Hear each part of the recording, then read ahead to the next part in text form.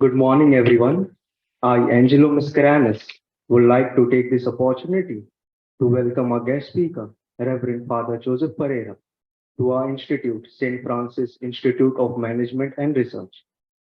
Reverend Father Joseph Pereira is the settler, founder, trustee of the Kripa Foundation, which is devoted to the care, support, and rehabilitation of those affected by the chemical dependency and HIV and AIDS.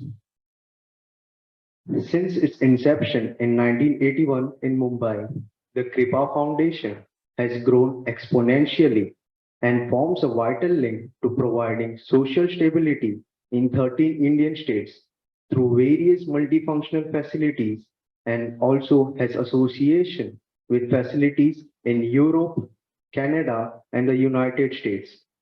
Kripa Foundation's mission, which began in 1981, has now evolved into a global healing presence, reaching out to over 60,000 people in the last 40 years. Born on the 6th of September 1942 in Vasai, Maharashtra, Father Joseph holds a master's in psychology and philosophy from University of Bombay, licentiate in divinity from Bombay and Pune, certifications in counseling theory and practice, and expertise from the Hazelden Institute of Minnesota. He has been involved for decades with yoga, first as a patient, pupil, and practitioner, then as a certified trainer, and in later years as a friend, associate, and an international mentor of the Guruji BKS Iyengar School of Yoga, Pune. Reverend Father Joseph Pereira has meticulously designed and implemented the Kripa module of rehabilitation, which consists of a diverse set of principles and addresses every dimension of the disease, such as physical, mental, spiritual, and psychosocial. An ardent student of Padma Bhushan, Guruji PKS Iyengar Yoga since August 1968. He structured specific sequences of postures, asanas, and pranayam with meditation in the Kripa module of recovery for addicts and the people living with HIV and AIDS. Father Joseph Pereira is an adjunct professor in yoga philosophy and psychology at various Indian universities and Catholic institutions at the four regional seminaries in Bombay, Goa, Pune, and Nagpur. He is a consultant to the Archdiocese of Bombay for rehabilitation of the chemically dependent and a consultant member of various high-level committees constituted by the Government of India, Ministry of Finance, and Ministry of Social Justice and Empowerment. Father Joseph Pereira was awarded Padma Shri by the President of India in 2009. I will request Brother to kindly felicitate our speaker, Father Joseph Pereira.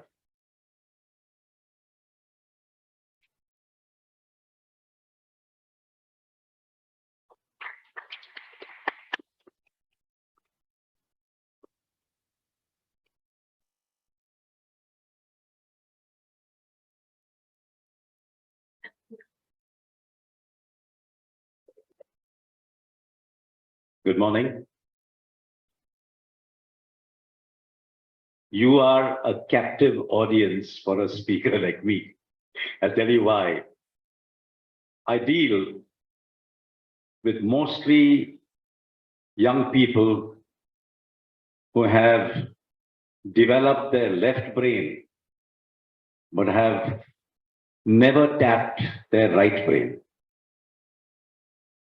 You are collecting degrees. Well, my own niece she is a computer engineer, and she's today working in Google. She was in San Jose, and now she is handling the London one. So your institution has contributed to my own family. But I noticed one thing, and I would like to begin on this point, that no matter how much we have developed our thinking brain, we are a stranger to ourselves. There are ways and means of acquiring knowledge which depend on our indriyas, senses, and depend on our manas, which is the mind. But Sri Krishna told Arjuna, you can't handle the battle in life by using your indriyas, not even your manas. Actually, in Indian philosophy, manas is an indriya. You can't manage your life with even the manas, because you know that Freud called it hidden libido mind, basically sexual mind. Then he says that there is ego in each one of us, ahankar. And that ahankar, that ego, is tossed between two minds. One is this hidden libido mind, which is manas, and the other is something which you all have developed and trying to develop, discriminative mind, buddhi. And Krishna tells Arjuna that you will never be able to handle your life if you live on that level of prakriti. So what's the answer? He says you need to come on my level and encounter me as a person, Purusha. And we Catholic theologians in India believe that at that time, Bethlehem took place. God so loved the world that he gave us his only son. So world religions like Hinduism, Buddhism are a thirst for God, and Judeo-Christian religion are God's thirst for man. Both meet at a very important juncture where you must realize three things when we are going to talk about mindfulness and healing. Must realize that today Harvard physician Herbert Benson gave us a formula for healing. And in this healing, he said there are three components. First is relaxation. So if you really want to address mental health, these three components are vital, and we'll develop this in the course of this program. Now, if anyone at any point in time feels that he or she is not on the wavelength in which I am talking about, please raise your hands, and I may be able to break it into your terms. Because a lot of our young people are not at all interested in antaratmic work. And meditation, mindfulness, mental health has all to do with the world beyond the body and the mind. It has to do with the world of antaratma.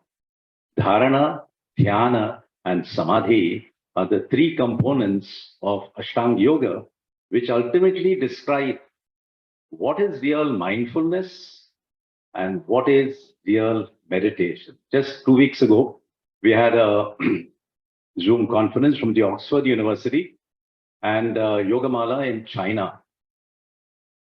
And we were talking about mindfulness, the same thing, and meditation.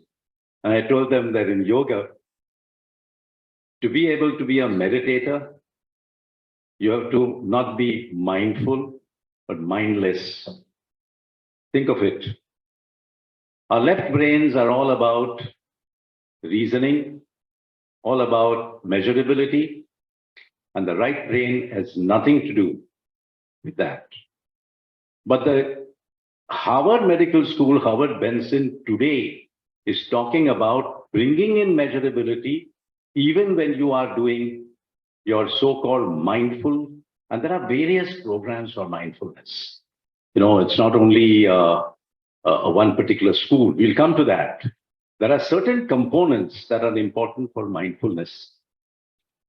And if you develop those components, the resultant effect is that you do get the benefits of psychological well-being. Now, we'll come to that a little later, because when you're talking about mental health, who's a normal person? Do you think you are a normal person? My drug addicts and alcoholics develop. How many of you know this? that when they drink persistently and they become alcoholic, invariably there is an ailment that is called alcohol-induced schizophrenia. And loved ones wonder what has happened to this guy.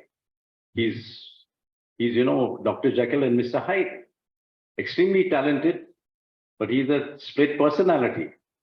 Where is the origin of this? It has come from alcoholic dependence. Today, the great drug is the weed. And Justin Trudeau got elected by making this legal. What's the result? The result is that all these people who are going to Canada, you think they're going for higher studies? 30% of them have lost their minds because they thought the weed is not a drug, but weed is a drug. And it is so badly misunderstood that whereas alcohol, in 10 misusers, one can get that schizophrenia. In the use of weed, 6 to 7 of them can become psychotic. And every day we have these cases.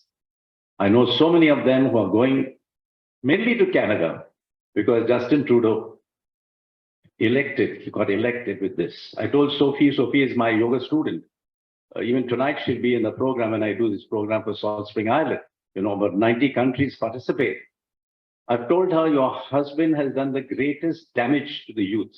So many of them have lost their mind. One, walking the streets, and the Gurudwara people helped him out. So don't think that the weed is not a drug, and it's very popular among institutions like yours. Someone will come and say to you, you don't smoke? You're a nerd. You have to say, I prefer to be a nerd. Because if you think that the weed is not doing any effect, not having any effect on your career, wait for 4 years, 5 years, and check your performance, check your health. Let's come back to the topic now. And what I want to tell you is that, do we realize that our life is precious? And when we are young, we just take it for granted. In Goa, just 2 weeks ago, there was a guy who asked his parents to buy a fastest bike. And he was recklessly driving up and down. Well, his life ended within 8 days, crashed and died. Reckless living, but we have to realize that our life is precious. And there is a shift in the perspective of health. That is what's going to bring us into the topic of integrating mind, body, and spirit. Now, this you may think that a man of science will not accept. No. Howard Benson of the Harvard Medical School, in the second component of healing, says that if you're really relaxed, you come to realize, like in Zen, that you are well. And what does he call that stage? Remembered wellness. Remembered wellness. In our scriptures, it's not your love for God, but God's love for you. So feeling that is very essential. And then he talks about the third stage, which he says is the faith factor. Now for mindfulness, real mindfulness, if it is only going to be on the level of, mechanics of the mind, it doesn't take you very far. It doesn't even address ailments like schizophrenia and psychosis. You have to, because it's not just a chemical difference. It has much to do with the trans-rational state of being. And therefore, we have the prejudice, the bias that I carry as a yogi is you have to learn to listen to your body. Next. She, together with together with B.K.S. Iyengar, have been my Ida and Pingala nadis of my spiritual life. Why? Sushumna nadi is the central nervous system that is exclusively to the God of my understanding, which happens to be Jesus, the supreme yogi, because only he could say, the Father and I are one. That's yoga. But why are these two my Eda and Pingala nadis. What is the common denominator there? Compassion. She taught me to go to the poorest to the poor from 1971. And he taught me to go to the poorest of the poor in health. So you have so many senior citizens. Today, the age limit of the senior citizens is growing, with the result that are ailments such as dementia, Alzheimer's coming in. How do you prevent it? Heyam dukkham anagatam. So how do you prevent it? That's what this whole program is all about. It's not only mindfulness. It is much to do with a trans-rational state of being. And I will give you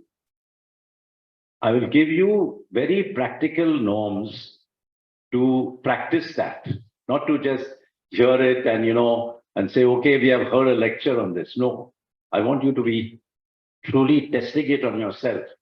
So there are three components of this joy of living, loving, and serving, which Mother has inculcated in all of us. Next. So what are you going to do today, mainly? You're going to shift a very dominant brain, being the left brain, and try to develop activating your right brain. What would it need to do? You would have to be, you have a lot of mileage on our lips. We keep on talking, and that's all that we do. Always from the nut level. Okay, in psychology, you learn to go and share from your gut level. But that's not all. You have a faculty that has to really become not just rational, but intuitive. And that brings us to a lifestyle that is not restricted by our senses and the mind, but you come from a higher consciousness. And this is what Krishna told Arjuna, that if you want to really deal with life, don't deal with on the level of Prakriti, deal on the level of divine intelligence. Now that is the answer for mindfulness.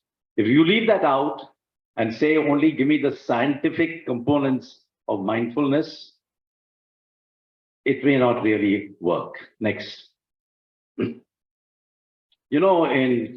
Southern California General Hospital, two behavioral scientists, Larry Dorsey and Randolph Bird, did an experiment. They spent quality time with patients, and they had marked 15 patients, some heart patients, some cancer patients. And after that therapy that they did with them, not just mindfulness, I'm coming to that. After doing that therapy, within 1 month, those marked people had experienced spontaneous remissions. So what was the principle there? Presence, touch, and care. Care comes from a word kara, which is to suffer with. When you take care of somebody, you must come from that same sense of suffering and pain. So in addiction, how do we heal people? We don't use professional counselors and psychiatrists and psychologists and all that. No, we use a term that is called wounded healers. And what is that? Mutually shared brokenness and pain, vulnerability, paradoxically empowers the human being. That is the solution. But how do you develop that kind of mindfulness? How do you develop that kind of presence so that when what this experiment proved, that consciousness is alocal. The kind of consciousness you bring has a measurable impact on those whom you interact with, mainly those whom you love with. And this was a principle from the Vedas, yatha pinde tatha brahmande. As it is for us on the cellular consciousness level, so it is on the global level, not the other way about. Next. And for this, there has been a lot of studies and ongoing studies that these methodologies can be measured. How? There is a brain mapping, both in my work in Beijing and in Chicago. Both places we have brain mapping. Not any kind of, just sit in meditation and you feel good rubbish. That's not my way of dealing. You should be able to see that there is something different happening here. When this happened to the finance minister of Singapore, Kok Song, the then Prime Minister mentor Lee Kuan Yew asked him, Kok Song, what are you doing? He says, I have started meditating. He said, strange, I meditate. My health minister has taught me this for 14 years. Neither has he changed, nor I have changed. But you showed tremendous difference. So he says, sir, can you teach me? I can't teach you. I'll come and practice with you. But when he was practicing, the old man dozed off and hit his head on a book stand. And then he gave him the DVD that I had produced in 2008, Yoga for the Practice of Meditation. And there he became an ardent worker of psychosomatic and psycho-spiritual component of mindfulness, which is meditation. Now, how to do that is a very simple but a little bit difficult process. Like next, in this experiment, this man, Swami Rama, of course, he died in ignominy. Most of the gurus died in ignominy. They all got deviated into sex and all this crime and all that. But this man, give the devil his dues, he proved to the Western world that there is a third state, there's a fourth stage of consciousness. Jagratavastha, fully awake. Suptavastha, deep sleep. Swapnavastha, dream state. That's it. In Western science. But in Eastern disciplines, Turyavastha. What is Turyavastha? He demonstrated in Menninger Foundation. When he was fast, he was absolutely relaxed, and the brain mapping showed deep sleep waves. So this is possible in the practice of yoga, but not this monkey yoga, jumping around and all that. It's all about really accessing the wisdom in the body. Next. So this is what comes about. See, we have so many systems in the body, but one doesn't talk to the other. In yoga, we bring that to happen so that there is what we call Vijnanamaya Kosha. There are 5 bodies. The Annamaya Kosha, which is the food body. You look what you are because of the type of food you eat and because of your genetics. Okay. There's a Pranamaya Kosha. There's a breath body, which we work on in pranayam, which is also useful for mindfulness. Okay. Because 3 kinds of people can listen to their breath. You know which? People who are all the time thinking. People who are emotionally disturbed. And third one is people who have a psychiatric disorder.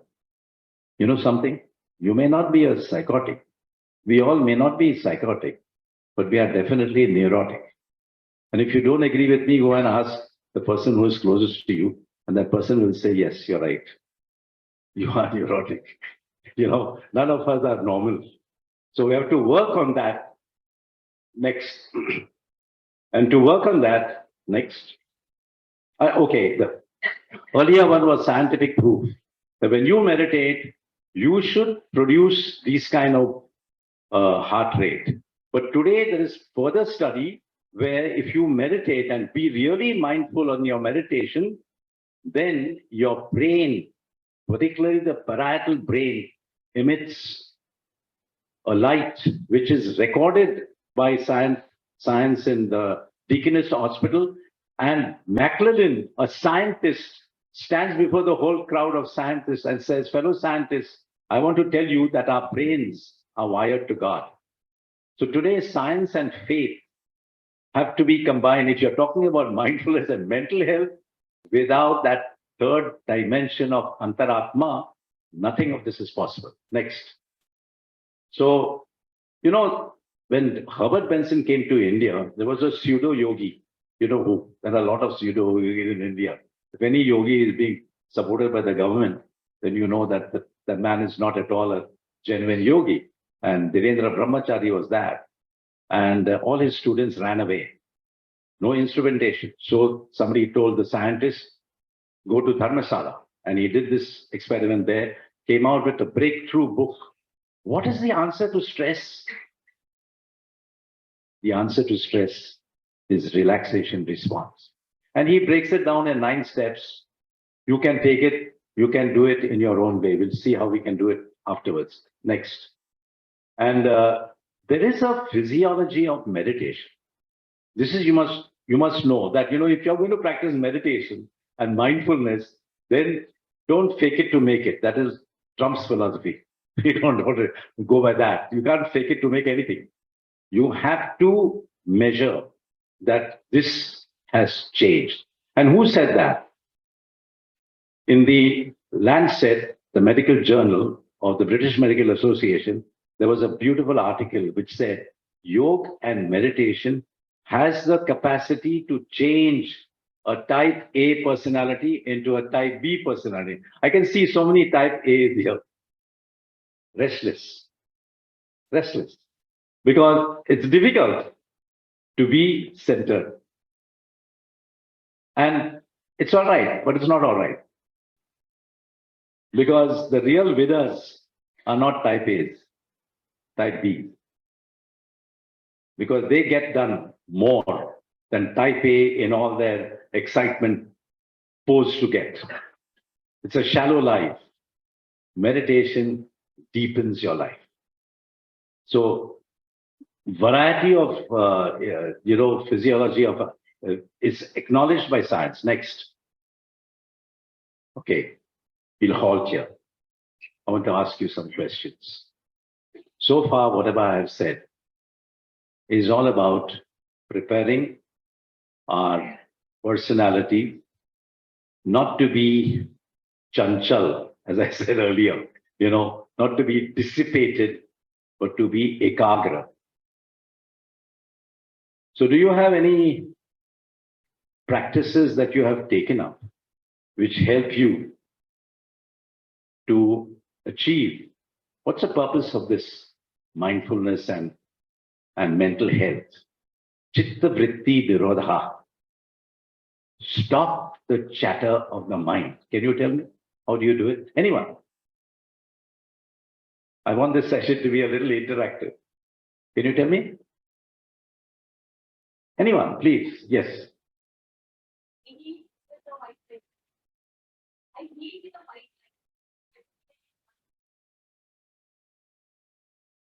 So you heal of with the meditation. Meditation. Okay. Any proof of that? You know what's the proof? Take your pulse beat. If after your so-called meditation, your pulse beat is still in the higher 60s, 70s, and 80s, your meditation is not affecting your health. You're just believing. A lot of us believe, but we are not really experiencing the truth of what we are saying we believe in. Measurability is the hallmark of authenticity. So you tell me that at the end of your meditation, your blood pressure is 120 upon 80. You tell me that your blood pressure, yeah, good. If your practice is bringing you to experience health, then it's an authentic practice. But what is health?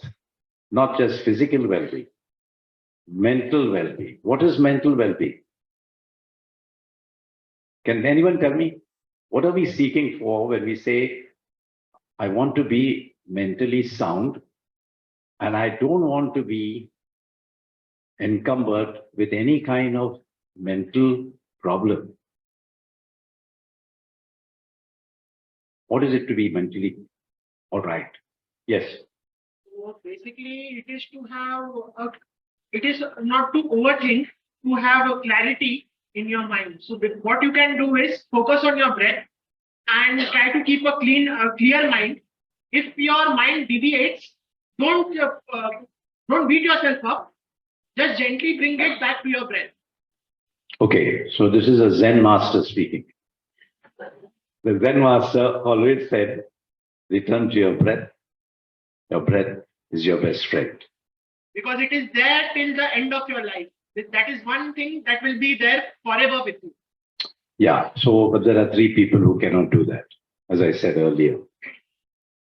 Yes. If you are preoccupied with your thoughts, you cannot do that. If you are deeply immersed in an emotion, you cannot listen to the breath.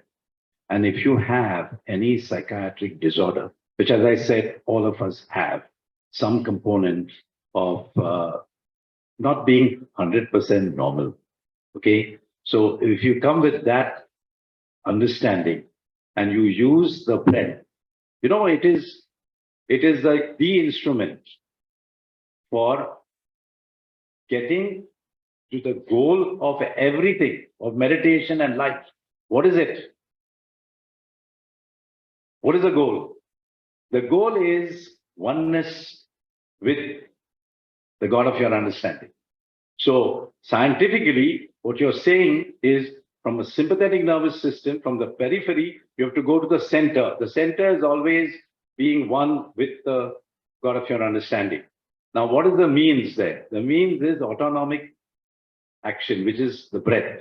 So if you work on your breath, you go into what is known as pratyahara. You know what is pratyahara?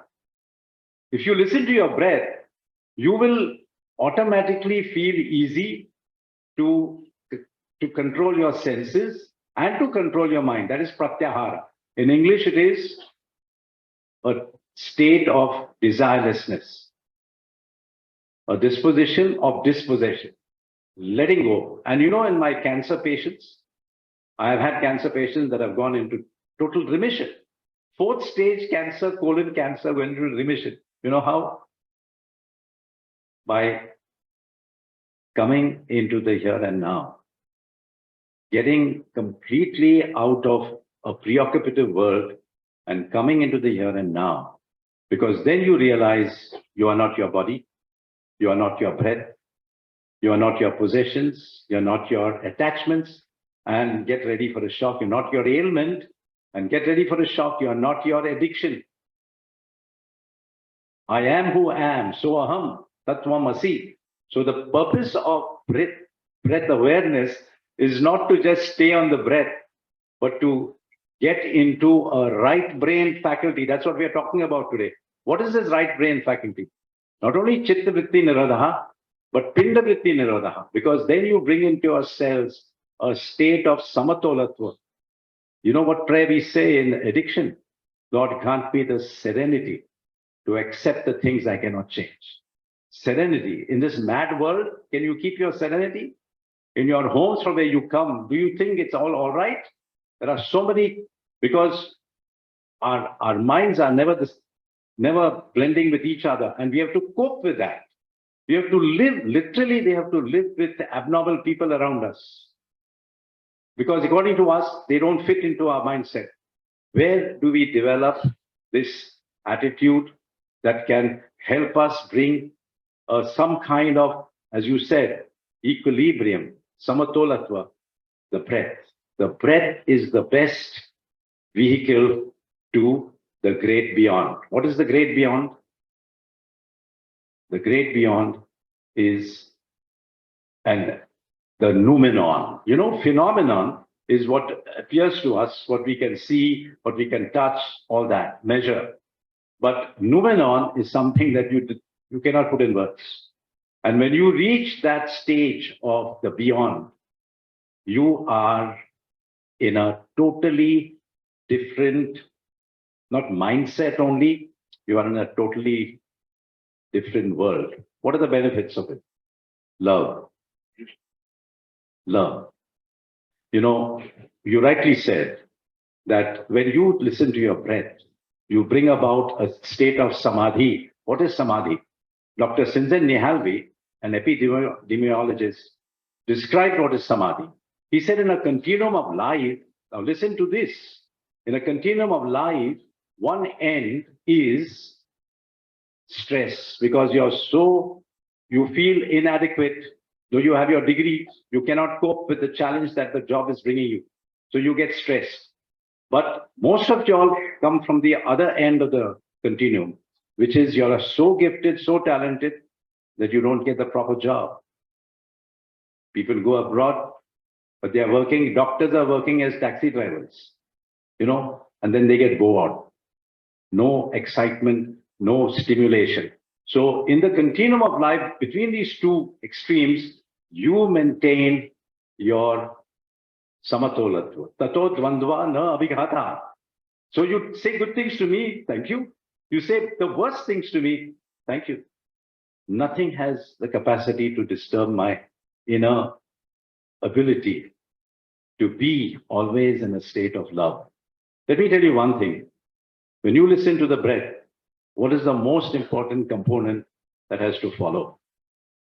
In pratyahara, in letting go, forgiveness. There are cancer patients who had a problem to forgive. And the day they drop that hurt, that trauma, 90% of people who go into addiction, they come from trauma. And that trauma, if you don't address it, you become sick, and you're as sick as your secrets. But when we come into treatment, we draw out that trauma. We ask people to look at their archetypes which have gone obsolete and create new archetypes by which they can feel that the world is a beautiful place. So next, when we come, so this is the basic thing of antaratmic dimension of mindfulness, that ultimately our hearts are made for the higher power, the God of your understanding. And they are always restless till they rest in you. So the book that I wrote for addiction, together with a Jungian analyst, Dr. Ashok Bedi from Chicago, it's available. It's called Addiction is a Spiritual Paradox. Our hearts are made for God, but how come you end up with drugs and alcohol? It's a total deviation, but all my addicts and alcoholics are spiritually oriented people. So they have to just reclaim their original being. Next. And so there is an exodus. People came from the west to the east in large numbers. Why? As Father Rudy Heredia has written a beautiful book, to change gods, to change gods, to realize ultimately that if you just change gods, nothing happens. You have to change yourself. Next. And so in this, the great contributor to my work and to, I would say, to a large number of people who looked at meditation, Christians have a little bit of a wonky idea about meditation. They think that this is only yogic and not Christian. Not at all. Swami Satyananda shared his method of meditation, which John Main made into a world community for Christian meditation. Today we are in 130 countries. Okay, if you want to know more about this particular type of meditation, you can Google WCCM, World Community for Christian Meditation.org, and you will get everything there, including my book on yoga for the practice of Christian meditation, which is in the bookstores there. But if you don't take that copy, it's very expensive. If you're interested in it, I will give you a free copy. So now let's come to the real stuff. The real stuff is this, that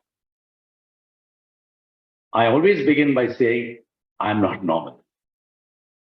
And I need to bring some normality in my mental health. The question is, can I disconnect from everything? The instrument for that is rightly indicated, it's the breath. So can I listen to my breath? Now, when I took a very high official of the church, cancer survivor, I don't want to mention his name, when his physiotherapist told him to call me and teach him yoga, I made him sit in a sofa and I counted his breath. 30 breaths in 1 minute. Then I put him on a bolster. I'll show you the postures that we do for senior citizens as well as for people who are wanting to come away from a very, from a world of noise and come into the world of silence. The body plays a big role. And then after doing that posture, I counted his breath. From 30, came down to 7 a minute. See, there is no substitute for measurability. And one of the big things that can happen to you is if you're having a problem in interpersonal relationship, which is connected with mental health. If you become a meditator, I guarantee you, in 3 months' time, your enemies will become friends. And your loved ones will say, something has changed. Without you having to do anything, only to come into the practice of mindfulness for dharana, dhyana, and by God's grace, samadhi. So let's look at this practice. It can be done while you're traveling. It can be done anywhere. It can be done in moments that you are most challenged, just before exams, or when you are at a challenging time where you have to really make a decision and you're nervous. When you're nervous, what is nervousness? Nervousness is that state of mind where you cannot cope with the reality. So when you come into your breath and you silence, not just silence your breath, but you listen to the breath and you are able to let go of whatever is clinging to you, whether it is something good or something bad, indifferent. See, you have to go beyond the good and bad, beyond the opposites, when you become sthita prajna. What is sthita prajna? Sthita is to be still. Psalm 46, be still and know that I am God. Now you be still, learn how to be still, and yet you are prajna, you are all-knowing. This is the faculty that we call faith factor, which we cannot get by thinking. And so there are a lot of benefits of mindfulness, starting with healing your mind of any kind of mental disorder. It may not be a pathetic situation, but it can grow into a pathetic situation. See, don't underestimate. One thing I want to tell you, we are the products of our parents, right? Which parents? Go back and ask daddy and mummy, who are these people? Was there any alcoholic? Was there anybody who had a mental problem? No, we never told anybody, because she was an old lady and she got this thing at her when she was 60 years old. Yeah, but if she was a psychotic at the age of 60, your generation will get that psychosis at the age of 40. Are you aware of these kind of things? Now, there are 3 factors that go to make who you are. First is the genetic predisposition. Second is the behavior choices that you make. Do you know you all are given the best? What is the best? Money, opportunity in life, but never really love. What is the quality time you spend with your parents? And therefore you selected friends that would be opposite of your parents. So so many factors, their behavioral choices. And lastly, whom are you roaming around with? Whom are you making your friend? You tell me who your friends are, and I will tell you who you are. But at a young age like this, we just take things for granted. Next. So scientifically, we have understood one thing, that if you want to be really relaxed, mindful, and develop a good mental health, learn to relax, learn to have a lot of loving contact. Good friends are even more important than meditation practice, because good friends communicate their mindfulness. It's contagious. Tell me who your friends are and tell you exactly what is your disposition. And then next. So scientifically, so this is the simple posture. I put the cardinal in this posture. Why? Because when you lie down in Shavasana, if you just lie down without the support to your diaphragm, your breath will never slow down. But post-COVID, where the breath became most affected, oxygen intake Oxygen retention was the cause of many people's death. From 90s, it came down to 80s, and then they could not help them in any way. So this is one of the first postures that you have to teach anybody who's having any kind of asthma or any kind of breathing disorder. Next. Now this may look difficult, but there is another way of doing it also. It's called Sarvanga. Sarvanga. Here the brain is rested in such a way that the cerebellum activates the stem of the brain, which is the amygdala, which activates the hypothalamus. Hypothalamus activates the pituitary and pineal gland, and they send neuropeptides, messengers, to the spleen, to the pancreas, and to the lymph nodes. And when you come back from this, you are a different person. What? Why? Because we work on cellular consciousness. We don't depend on, and you know what is a recent finding of this?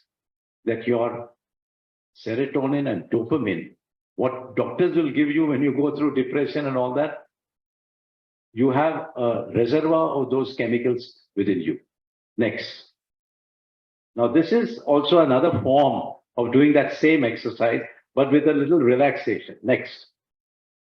Now, this is a posture which will coordinate the cardiocirculatory and cardiorespiratory system and open up the blocks if they are minor, and if they are major, the heart creates its own bypass by strengthening the collaterals. And next, last one is resting your calf muscles. How many of you know that the calf muscles are the second heart? That is why cardiologists tell you to walk. Here, when you rest your calf muscles, the whole body goes into a hypometabolic condition. You're talking about mindfulness and meditation. Get your body to be ready for it. If your body is not ready for it, whatever effort you make for mindfulness and meditation will be useless, because the body ultimately never tells lies. Next, I think we have almost, this is the Shavasana thing, which is without any support, but just on the floor. Next. That's it. Heyam Dukham Anagatam. Let me come to the main point of today's talk. Do I want to be a mentally healthy person? Now tell me, from all that I have said, what would you take home for your optimizing your mental health? I've given you the answer. Let's see if you have got it. I'll give you a clue. Generally, as a student, you get stressed. So if you want to really be a meditator and come to mindfulness, what have you to do? Anyone? Come on. Yeah? What have you to do? Learn to relax. You know, it's so stupid. And that really, sometimes you have to really tell your left brain, just shut off. Because this left brain has caused, definitely it has brought you to where you are, but at what cost? It has cost you a lot of stress. So the first thing to take home from mindfulness is learn to relax. What's the second thing? When you relax, what happens? Anybody? What happens when you relax? You can have some buffer time, disconnect yourself from all the stress. No, stress is connected with the body. So you make that's why it is called Shavasana. Shava is the dead body. So you make yourself, now if I had to lift any limb or the body as a whole, it should weigh like a dead weight. Okay, so once that takes place, what's the next? Then you can focus on your breath. You can, exactly. So you can focus on your breath, but when you're focusing on your breath, what do you realize? That you are well. And the scientists today call that remembered wellness. Okay. Now, the third thing is combination of breath with a sound, which we call mantra. If you can stay with that, combined with the breath and the mantra, studies are showing that certain type of mantra not only doubles, but increases your nitric oxide 15 times. What is that? You know what is that mantra? What is the pranayam? It's called Brahmari. Anybody familiar with it? Brahmari? What is Brahmari? Nobody. Oh my goodness. So you hold like this and you vibrate. Yeah. No, you have to not vibrate. You have to hum. While you are exhaling, you have to hum. So you can do it without any mudra. There's a Sanmukhi mudra, which you have to do. It's a particular type of mudra. Or you can do it without the mudra. So every time you're inhaling, normal inhalation, exhalation, do that. And you know what happens? You develop, according to the cellular biologist, Shanita Nataraja, you develop what is called a blissful brain. Depression goes, purpose in life comes, and you live a life full of awareness. That is mindfulness. Fully aware. And that leads you to being naturally, when you get the gift of life, the next thing is love. You share that love with others. And always that love goes into service. So if you don't have these three components, the joy of living, the joy of loving, and the joy of serving, all your mindfulness and whatever you're meditating is useless. Because if you get into any kind of spiritual discipline, please remember one thing. When you have done your spiritual discipline, your loved ones should say, you have become much more loving, much more forgiving. Your personality has changed. If you can get that from your loved ones, you have successfully learned what is mindfulness and what is mental health optimally obtained by a practice of holistic. Holistic, that means you have to involve the body in restedness, you have to involve the mind in forgiveness, and you have to involve your entire being as not operating from the ego. That locus of control, if it is your ego, you're doing everything. Even yoga, you can do it in a rajasic way. Preponderance of the ego doesn't work. You get the opposite effects. Instead of getting rid of high blood pressure, you'll get high blood pressure. But the only way to practice all disciplines is sattvikata, to really come from God's grace. Prayatna Shaitilya Ananta Samapatibhya. Make your effort. Whatever effort you want to do, take time, morning and evening, to break away from your preoccupations. So sit or lie down. If you are going to lie down and go to sleep, don't do it. Sit quietly. Listen to your breath. From the breath, join the mantra with the breath, and that becomes dharana, centering. And then you stay there for about, generally we recommend 20 minutes in the morning, 20 minutes in the evening. You'll say, oh, I don't have time. That's a falsehood. If you do this way of meditating or mindful meditation, you will knock off what you were taking 8 hours to do in 2 hours. The benefits of this kind of mindfulness meditation is tremendous on young people. I know a girl who used to take 6 hours to dust up a novel. She said, Papa Joe, I dusted up in 2 hours now, after becoming a meditator. So the benefits of this, and there's another benefit. Do you know that when you breathe in and hear your mantra once, and when you breathe out and hear your mantra twice, the equation between the breathing in and breathing out is an equation between sympathetic nervous system and parasympathetic nervous system. Do you know the benefits of this? You develop an excellent HRV, heart rate variant. Now, who is telling all this? Scientists. But we in India, we just are not really connecting our age-old wisdom of yoga with modern-day science. So I'm happy that I came here to share with you this. I've overcrossed my time. Any questions? If not sharing, at least any questions? Yeah, you have something to say? Hello? The guy is all the time talking. Yeah, anything to say? Both of you? Nothing? Okay, thank you very much. And is this okay? You want to have interaction with, if you are really keen on practicing this topic, first of mindfulness, then of meditation for mental health. Remember one thing, our psychiatrists are very cruel.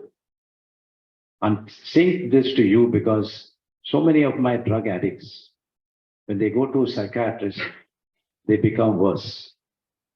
Because by giving them medications is not the answer. You have to bring people out of medication, out of drug dependence. To be chemically dependent is not to be human. And that is why mindfulness, I'm happy that you got this, at least awareness that I don't need to take painkillers. I don't need to take antidepressants.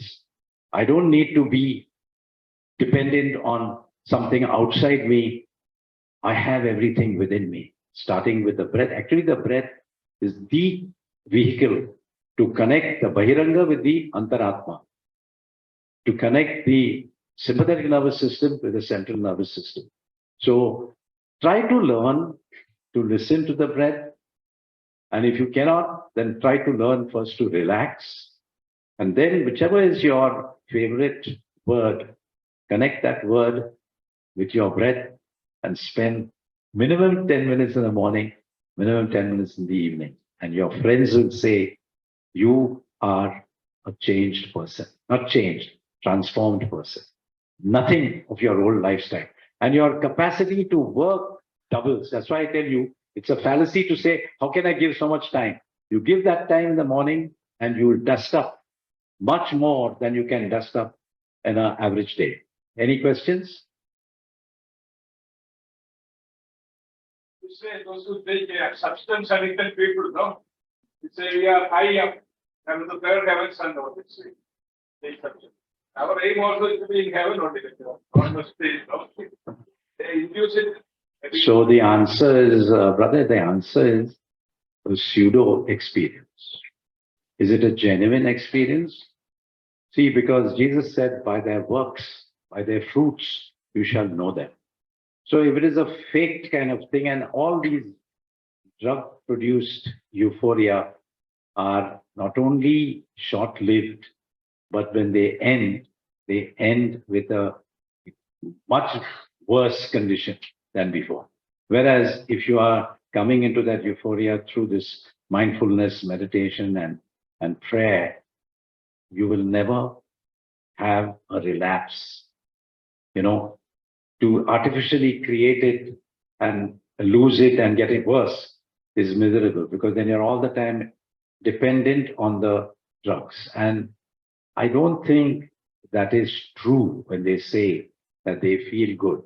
No, I've worked with the leading film stars who had this problem, leading film stars, and they gave up. They've given up because they realized that some of them said, when we were using drugs, we thought we were acting better. Some of them are your favorite stars. They said, no. As soon as we came into keeping away from drugs, of course, some of them still do alcohol, but that's also, we try to bring them away from it. It's difficult. In a film world, it's very difficult. So, but they have realized, and leading names, I can use foreign film stars like Anthony Hopkins and all that. And they do, Hollywood people have realized that there is a fake euphoria. Well, we don't want to be in the fake world. We want to be in the real world. Okay, I can disclose one name. In Goa, there is a very famous singer. You've heard of him, Ramo, a very famous man. He says, when I used to be on drugs and alcohol, I thought I was performing better. He said, I've taken the recordings and checked that when I'm not, I'm a better performer. Naturally. So all these wrong ideas is because there is a satanic intrusion. Carl Gustav Jung said that addiction is a fight between God and Satan. He said, I don't like the word Satan because religious people use it in the context of a devil. But Dev aur Danav ka jhagda hai. You know, you have to see that addiction is a fight between good and evil. So one has to maintain that balance, samatolatva, and if it is a fake experience, it disappears. But if it is genuine experience, you grow into this holiness, which for me is not holiness till it is wholeness. Yatha pinde tatha brahmande. And then it is contagious. The kind of consciousness I carry has a measurable impact on those whom I interact with, including you. I know that some of you are going to go home today and not feel comfortable. Because some of you have not only gone, and particularly those who kept on getting away from attention, are people probably coming from a lot of brokenness and pain. And they're living superficially. So this talk will make them uncomfortable. And some of you have dabbled with mind-altering substances. I want to tell you only one thing, that it's a dead end. It's a dead end. Brilliant people have ended up in bad situations. Just 2 months ago, an executive, he was I think he's a sales manager. He said, I want to come and help you. I want to tell these youngsters that weed is a terrible drug. I've been on it for the last 7 years. I have realized that I have not been able to reach my potential. That's what you're going to get. If you're going to go into self-gratification, it will lead to self-destruction. The call of my master, Supreme Yogi, is don't self-gratify. If you want to be my sadhaka, my disciple, deny yourself. Atma tyag, not Atma trupti. Take up the cross. What is the cross? Reality. We run away from reality. And then be faithful, follow me. Namaskar. I think I've said everything. Any more questions? Yeah.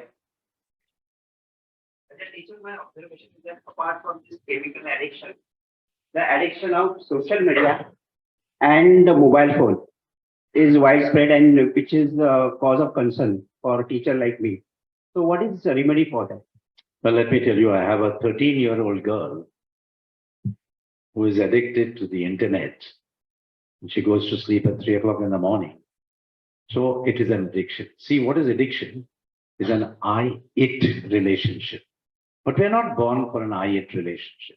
We are born for an I-thou relationship. Martin Buber, the existentialist, said, love is an I-thou relationship. Now, when that I-thou is not available, very cleverly, we create an I-it relationship, starting with chemicals of our choice, drugs, alcohol, sex, gambling, misuse of money, internet, and the worst one now is pornography. So every self-gratification agent becomes our focus, and we get swallowed in by this self-gratification. So yes, it's a big thing. Shopping for some of the families I've seen, they can't resist. They go to a shop, they want to buy that new dress. You know, it's just it's an addiction. Whatever you like and want to repeat to do it, even without your will, you have become an addict.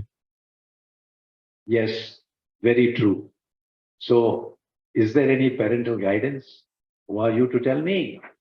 I have my own freedom. So absolute freedom is no freedom. Thank you for telling me that, because This is a concern about all of us. Time management. How much time management is lost because of this kind of addiction? Wasting time with issues that have nothing to do with your real life. So reality therapy is mindfulness, meditation, getting rid of everything that is going to distract me and bring me into the here and now. That's mindfulness. That's meditation. Thank you very much. God bless. I think we have crossed the time, right? Thank you. And now I want to tell you one thing. It's not something that you can openly say here, but I know that all of you know that there are guys and girls that are misusing. Anybody who's using any form of cannabis, charas, ganja, bhang, whatever, that person is on the path of self-destruction. Maybe first year, second year, you will not notice it. But there is a progressive deterioration. Now let me come to the most important point. If you care for them, you play a role of intervention. What is that? You have to tell the person that you really, out of love, want to bring her and him out. They'll not listen to you. So then what you do? You go to a significant person of that person. It could be a parent, it could be another friend. You know, because let me tell you one thing, young people like you are dying mentally all over the world. All over the world. It's become a big problem. So don't take it lightly. As before, people, you know, girls used to say, it's only a breezer. Yeah, only a breezer. But your father was an alcoholic. And you walk into alcoholism without realizing. So everything becomes the gateway to addiction. I just wanted to give you a caution that reach out to a suffering family. Don't let the family go to dogs. 10 years down the line, if you have not intervened, you will have a conscience. You will suffer from a conscience that I could have saved this family and I have not done anything. So please wake up. It's a terrible situation today in Bombay. And it's a terrible situation in institutions like yours. Let me tell you that. And I'm telling you this, once I gave this talk at the Shivaji Park Catering Institute. And the professor came and said, you know, Father, one thing about it, in our institution, no, this doesn't happen. I said, doesn't happen? Let me take you to one person in the crowd. I could have done that today also. I don't want to do it. I walked up to one person and I said, tell your professor, what are you on? I am on the weed. So don't take it lightly. Oh, it is recreational. It's stupid to say it's recreational. Alcohol also is recreational. But those who can have it are a different category of people. Those who have the genetic predisposition, you are playing with fire. Okay, I hope I have sufficiently awakened your awareness of this scenario, which I am soaked in every day. I get people internationally calling me and asking me for help because their loved ones have lost their life. Thank you.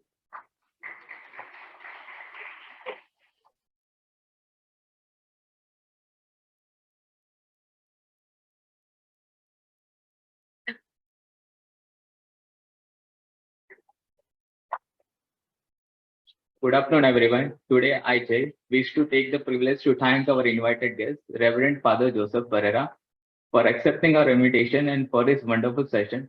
It was indeed a very interactive and interesting session. Thank you, sir, for letting us know the application of yoga principles for achieving mindfulness and mental well-being. We will definitely work on these aspects to give ourselves an edge over others for in this competitive world. Thank you once again. I thank Professor Sancheta Banerjee and our management for arranging such a wonderful session. Thanks to our IT department for their technical support, maintenance department for their infrastructure support, and to all my fellow mates for being a nice audience. Wishing you all a very happy weekend. Thank you.